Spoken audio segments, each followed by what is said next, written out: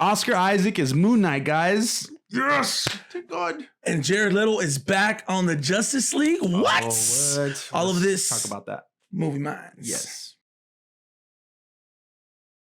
Hey guys, this is Ish. And this is Ant. And we're Movie Minds, where we keep you up to date with all the movie news, reviews, and some shows. And guys, please follow us on all our social media platforms, on Instagram, on Facebook, on Twitter, on MySpace. Not just going on MySpace. On TikTok. We got some really cool content on there. Movie Minds. Please, guys, check us out. And as always, thank you always, guys, for just tuning in, viewing us, subscribing, following, and doing all your guys' thing. Yeah. We appreciate you so much.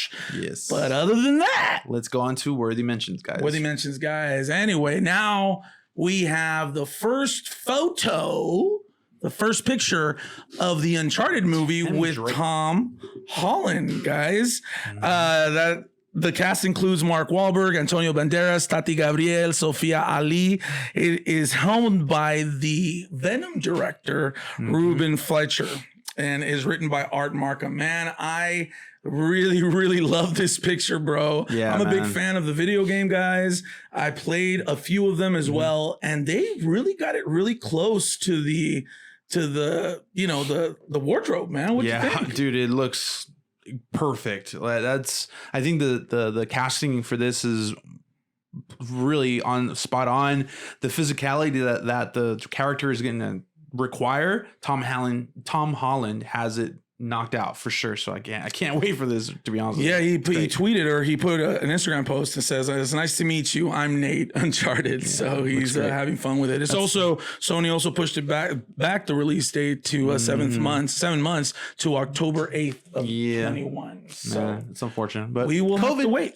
Yeah, COVID. Anyway, in other news, we also have our big friend, our awesome actor, Michael B. Jordan. It looks like Michael B. Jordan is going to be helming the new Creed movie, Creed 3, that he is not only going to be starring in it, but he is also going to be directing in this movie. And so this is pretty crazy, man. I mean, acting and directing, what do you think? Dude, for him to come out punching like this, he's pulling out all the punches for his directorial debut, man. Kind of ballsy for the studio to go with this, but honestly, Michael B. Jordan can do it all, man. I have so much confidence in him that I'm totally down for it. Let's do it. Let's try it out. You know, I was hoping that maybe for the third one, Ryan Coogler would come back because he was, I mean, the first Creed was amazing. The second one I thought was good as well. Not as good as the first one. And the third one, Michael B. Jordan. Look, I'm not trying to be the pessimistic or the weasel of the group here, but it's a huge undertaking to direct and act in a movie that requires a lot of fitness, a lot of, a lot of acting chops and being able to be physical, because he's going to be all over the place. And then obviously Sly will be there. I'm sure he'll hopefully get some help from Ryan Coogler to do it. I'm not too sure about what's going to happen. I mean, I wish him well. I love the guy. I think he's one of the best actors out there right now. Loved him in Just Mercy. He's just a great guy. I think it's a lot to put on his plate for it to be his debut, because this would be his first time directing. But nothing is impossible. This guy does look like he's another kind of level made dude. So I will not be surprised if he knocks it out of the water. So we will see. And so also we have Jurassic Park 3 Dominion news, guys. Wow. When I saw this picture, guys, and you'll see it right there with my good friend, Sam Neill and Laura Dern. And what's his name again? Jeff Goldblum, one of my favorite human beings of all time. They put a picture out there, and it revolved around the Richard Hammond Attenborough stage. That was who played John Hammond, the older guy on the cane. They took a picture in front of his building, in front of the stage, just kind of commemorating his memory, because he died back in 2014. So how did this make you feel, man? I love seeing the three of them and that whole black and white nostalgia feel. Like, I think it's the perfect picture to just, start up the filming again and get people like us or the fans up in arms for just eager to get this film going. So I'm excited, man. It's crazy to see them back together, guys. I think this is going to be great. You could see a couple of, scratches in some of the pictures that they're in, seeing that they're really going to get into the movie. They're really going to be out there with the dinosaurs, and they're going to be interacting with Chris Pratt, which Chris Pratt is not getting a lot of good media these days because he's the least favorite of the Chris's, they say. That's what I But, we don't get into the political stuff. We love Sometimes Chris Pratt. I think he's amazing. So I just hope that Jurassic 3 Dominion is it's going to be great, guys. We're all going to watch it. We're all going to go watch it in the theater if they still exist by the time they come out. Knock on wood. And that is your worthy mentions. All right, guys. So let's go on to Hot Tops. For this week, we have some big news that came out. Huge. Oscar Isaac is in talks to star in Moon Knight. It's a series, Disney Plus. Pretty much it's a Marvel's answer to Batman, sort of. It will be joining other Disney Plus series like She-Hulk and Falcon Winter Soldier and many more. Because of the similarities that Moon Knight has, which we're going to be talking about in a bit, with Batman, do you think, Ant, that people are going to just say this is a clone of the Batman? I think when you compare Marvel and DC, there's always going to be room for skepticism. There's always going to be room for people to say, "Oh, this is Marvel trying to create another Batman," and it's fine because it actually has its own character. If you guys really go into the Moon Knight character, you'll know that he has a lot of different aspects to himself that are very different from Batman. Pretty complex guy. And we'll get into it right now. But as far as the question you posed, yes, absolutely. There's going to be the people that are hating on Marvel that'll say, hey, this is just Marvel trying to capitalize on Batman's already success that he's having right now with DC. Yeah, I really do think that bodes well for Moon Knight because a lot of people are going to see him. They're going to see how similar Batman he is to Batman, and I think a lot of people are going to run to it. They're gonna be very intrigued. Plus, Oscar Isaac, man. I think we had this thing a few months ago where we talked about who could play the Batman, right? When Robert Pattinson was not, and we talked about Oscar Isaac for a bit. Absolutely. And I think he's perfect. I think he could play off of Bruce Wayne, style. But this character is a little bit different. This person may have in the comics it has had some psychological issues where he has a type of schizophrenia where he changes different or bipolar syndrome, but also it kind of has like a spiritual aspect to it where he is taken over by an Egyptian god of the moon. Yeah, absolutely. And so he has about 3 or 4 different characters. One of them is actually a billionaire. Another one's a taxi driver. And there are multiple personalities in this guy that is going to be pretty interesting to see Oscar Isaac playing like James McAvoy did in Split. Exactly. Almost. Dude. And so it's going to be... He could do it, dude. He could totally pull something like this off. Oscar Isaac has the chops for something like that to be pulled off. And then also there's another version of him where which is a little bit younger in a sense of like the comics, where he's an actual detective that consults for the NYPD, which it looks like it's going to be all taking place in New York, which I kind of hope gives it that Batman feel, right? The detective kind of thing. It kind of does, I guess. But maybe running into Spider-Man and Iron Man as other characters, you never know. It's Disney Plus, guys. Did work with the Avengers. They came out with the Secret Avengers, with the West Avengers, and also his armor. His armor is made out of adamantium. The same metal that Wolverine has in his claws. Yeah. And so that's pretty interesting, right? Yeah. I mean, and they also said that he has somewhat of some superpowers also. Super strength or something like that, I think he taps into like a psychological push or a boost and kind of like Split, what Anthony just mentioned, how he was able to that's a great lift point. and push and like crawl and things. Yes. He kind of taps into that on the psychological level of things. So overall, I think Oscar Isaac can really push the envelope from his acting chops because we've never seen him do something like this so diverse, because this is kind of crazy. I think every time I see Oscar Isaac, he has like this suave, feel to him. And I think these roles are going to take a little bit extra push from him, and I want to see that. I want to see him, pull from in the deeper ends of himself, So I mean, even before Star Wars, even before he played Poe, he did Ex Machina. He did other films that were really, really great that put him on the map. That it just right away you say, oh, well, Oscar Isaac, you like him because he's in Star Wars. No, guys, this guy is special, guys. This guy knows how to act. I am super excited about this news. I was calling him moonshine for a while. You know what I mean?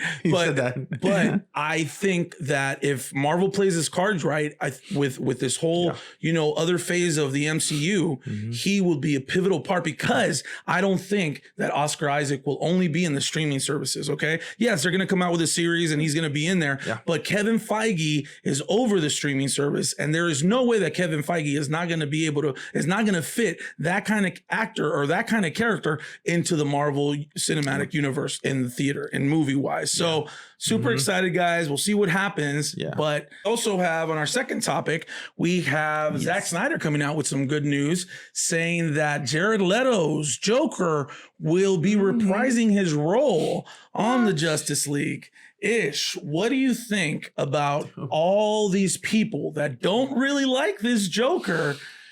And now he's coming back to a Justice League that, if you remember correctly, he came out in Suicide Squad and he didn't do great there. But now they're putting him in Justice League. Do you think this is a good move or a bad move that Zack Snyder's doing for the Justice League? Yeah. So everyone has seen Jared Leto's Joker. I mean, Joker is one of the most iconic characters in comic book history.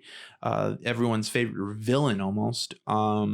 You have seen him. You super hate Jared Leto's thing, or you don't mind it. But I have never heard anyone say, "Oh, I love Jared Leto's version." Never. I don't mind it. I just think that there was things that were tried out and didn't execute very well. I'm wondering if Jared Leto's Joker was going to show up in the original Zack Snyder's portrayal of Justice League. I don't know if Joss Whedon X'd him out or whatever, but seeing how back to your question, seeing how everyone just either hates him or is lukewarm about him, I think that this might be an error for Zack Snyder to do, because this is kind of leaving a mark on an already struggling franchise. Justice League did not do very well. A lot of people did not enjoy it that much. Right. I didn't actually like it, and I'm really looking forward to this. My question though is is it going to be good enough to redeem Jared Leto as a Joker? And I kind of don't think so, because he's only going to do photography for probably for a week or two. That's not enough to add him to an already convoluted storyline. He's probably going to show up in maybe in a post-credit scene or something like that. So I don't know. At first it was initially, thought that this movie was taking about $40 million to reshoot with the Zack Snyder cut. And now it looks like it's more in the $70 million range. And, I am actually on the side of liking this Joker. I didn't mind him. I enjoyed Jared Leto Joker. I didn't like him more than any of the other Jokers that are out there. Yeah. But he is definitely he is definitely there with them. And I had fun with the character. I honestly was looking forward to his scenes when he came out in Suicide Squad. I did honestly really miss him in that Harley Quinn movie, guys. I did. I think that was a big mistake for them not to. I agree. The fact that they mentioned his name in it was my most favorite part in the whole movie, because it just gave that kind of allure. But look, guys, I want him to be in it because I feel like it'll expand the storyline a bit. Whether it be good or bad, I don't know yet. I don't know if Zack Snyder really knows what he's doing completely, because remember, even when he was helming the Justice League, they still brought in Joss Whedon while he was making the movie to come and clean it up in certain areas. So that was the studio though. The studio will push for that. That was the studio, but they didn't like the story. we can just go by what they were saying. Yeah. Who knows? Mm-hmm. Now Zack Snyder has a second chance at it. He has plenty of money. Here comes Ben Affleck back and reprising the role. Here comes all these other characters. And Zack Snyder also said that we don't know exactly who's going to live or die in this thing. So it could be anyone. So these are the things that are going on. I am excited about Jared Leto coming back. I don't think it's a bad move, to be honest. I think it creates a little bit more excitement and a little bit more mystery. We're talking about it, I guess. Yeah. You know, a little more mystery and people will be more intrigued to, I mean, they were already going to go watch it. Come on. Yeah. You guys are already going to go watch it. But now that Jared Leto's in it and they're actually going to be able to be around Wonder Woman and Superman and all these that he wasn't able to do before, it just causes a lot of intrigue for me. So good job on that, Zack Snyder. I do like the move, and we'll see what happens, I guess. Yeah. Subscribe to HBO Max, guys. It keeps on giving. And subscribe to Movie Minds, guys. And please write your comments on the bottom. Please press like and do that little notification button for us. We will continue. Yeah, let's go on to streaming and chilling. Yes. Stream and chill.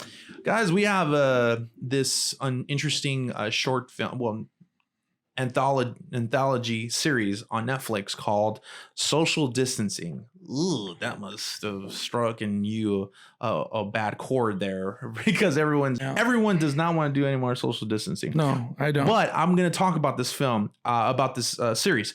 This series was made during the quarantine era of 2020, and it brought in a few filmmakers, a few actors that you've seen them on like different shows, The Office, Luke Cage, and just a bunch of other actors that you've seen on TV, and they tell stories individually, of course, in every single episode about quarantine. Some of them are talking about how they're dealing with depression. Another is dealing with how people are taking care of their kids during quarantine. Oh, interesting. And also how they're taking care of a sick, their family members that are sick. There's also a death in the family, which I actually went through that during quarantine.